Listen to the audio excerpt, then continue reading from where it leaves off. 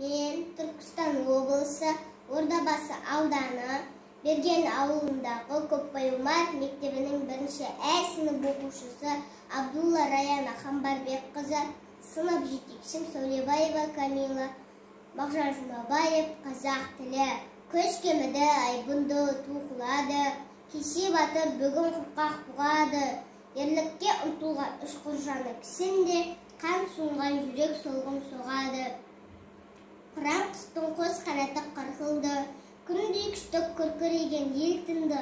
Асқар Алтай алтыннан есту жоқ, батыр қандар асқан жандар ұмтылды. Ерлік, елдік, бірлік, қайрат бағардың, жауыз тағдыр жойды бәрін не бардың. Алтын күннен бағасыз бір белгі боп, нұрлы жұлдыз бабам тілі сен қалдың.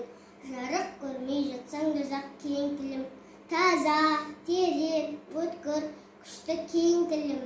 Тарап кеткен балаларыңды бауырыңа, ақ қолмен тартыласың сен тілім.